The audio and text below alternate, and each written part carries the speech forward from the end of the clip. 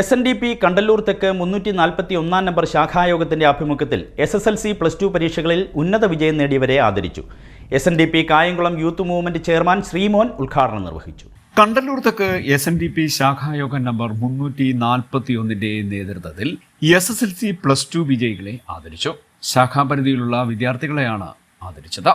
Kayamkulam SN youth movement chairman Sreemon ഉദ്ഘാടനം നിർവഹിച്ചു.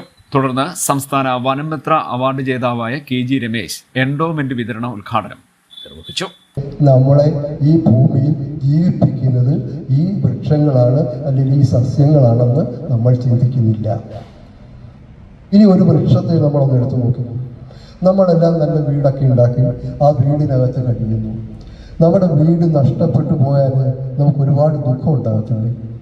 ഒരുപാട് ദുഃഖം ഉണ്ടാവില്ലേ നമ്മുടെ വീട് നഷ്ടപ്പെട്ടു പോയാൽ? ഒരു വൃക്ഷം ഒന്നെടുത്ത് നോക്കിക്കും. ആ വൃക്ഷത്തിൽ എന്തുമാത്രം ആളുകളായിരിക്കും ജീവിക്കുന്നത്. നമുക്ക് കണ്ണുകൊണ്ട് കാണാവുന്നത്, കണ്ണുകൊണ്ട് കാണാൻ പറ്റാത്തത്, അതിൽ കൂട് കെട്ടി വസിക്കുന്നവർ, മരത്തിൻ്റെ ഈ തൊലിയുടെ ഇടയിലൊക്കെ ചെറിയ ഇരുന്ന് താമസിച്ച് ജീവിക്കുന്നവർ, അങ്ങനെ ഒരുപാട് ആളുകളെ നമുക്ക് കാണാൻ കഴിയില്ല.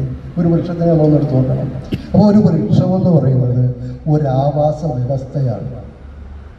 ഒരു ആവാസ വ്യവസ്ഥയുടെ ഏറ്റവും ചെറിയ ഒരു ഉദാഹരണമായിട്ട് നമുക്ക് പറയാൻ കഴിയുന്ന ഒന്നാണ് ഒരു വൃക്ഷം. നമുക്കതൊരു തടി മാത്രമാണെങ്കിൽ ഒരുപാട് ജീവികൾക്കത് അവരുടെ വീടാണ്. നമ്മളൊരു മരം മുറിച്ചു മാറ്റുമ്പോൾ, പണ്ട് കേട്ടിട്ടുണ്ടോ, നമ്മൾക്കൊക്കെ പ്രായമുള്ളവർക്കൊക്കെ അറിയാമായിരിക്കും, പണ്ടൊരു മരത്തെ മുറിക്കാൻ പോകുമ്പോൾ തലേ ദിവസം വന്ന് ആ മരത്തിൽ ഉളി കൊണ്ടോ അല്ലെങ്കിൽ വെട്ടുകത്തി കൊണ്ടോ ഒരു വെട്ടിയിട്ട് നാളെ നിന്നെ മുറിക്കാൻ പോവാണ് എന്നുള്ള ഒരു ആശയവിനിമയം മുറിക്കാൻ പോകുന്നയാൾ അതിന് നടത്തുമായിരുന്നു.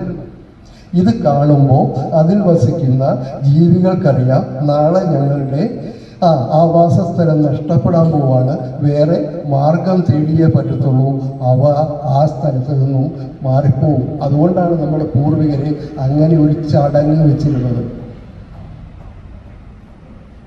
നമ്മൾ വളരെ കാര്യമായി ഓരോന്നിനെ പറ്റിയും വിശകലനം ചെയ്യുമ്പോഴാണ് പണ്ടുള്ള ആളുകൾ ചെയ്തു വെച്ചിരിക്കുന്ന ഓരോ കാര്യങ്ങളും ഇന്നത്തെ ശാസ്ത്ര സത്യങ്ങളെക്കാൾ ഒരുപാട് പ്രാധാന്യമുള്ളതായിരുന്നു എന്ന് നമുക്ക് മനസ്സിലാക്കാൻ കഴിയും. ഇപ്പൊ നമ്മളിവിടെ ഇരുന്ന് അകത്തേക്ക് എടുക്കുന്നു, എന്തുവാ എടുക്കുന്നേ? ഓക്സിജൻ അല്ലേ? അകത്തേക്ക് പ്രാണവായു എടുക്കുന്നു, പുറത്തേക്ക് വിടുന്ന എന്താ? കാർബൺ ഡൈ ഓക്സൈഡ് അല്ലേ?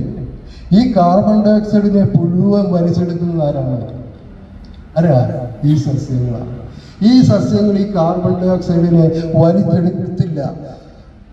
ആ അവസ്ഥയെ പറ്റി ഒന്ന് ചിന്തിച്ച് നോക്കിക്കേ. നമ്മുടെ ഈ അന്തരീക്ഷം മുഴുവൻ എന്തുകൊണ്ട് നിറയും? കാർബൺ ഡൈ ഓക്സൈഡ് കൊണ്ട് നിറയും അല്ലേ? നമുക്ക് എന്ത് കിട്ടില്ല? നമുക്ക് ഓക്സിജൻ കിട്ടുമോ? നമുക്ക് ഓക്സിജൻ കിട്ടില്ല. അപ്പോഴും നമുക്ക് ജീവിക്കാൻ പറ്റില്ല. അപ്പൊ ഏതൊക്കെ തരത്തിലാണ് ഒരു വൃക്ഷം നമ്മുടെ ജീവിതത്തിൽ അതിൻ്റെതായ സഹായ ഹസ്തങ്ങൾ നീട്ടുന്നതെന്ന് നമ്മളൊന്ന് മനസ്സിലാക്കണം. Secretary G. ഷാജി ഉൾപ്പെടെയുള്ളവർ സംസാരിച്ചു. CD net news Kayamkulam.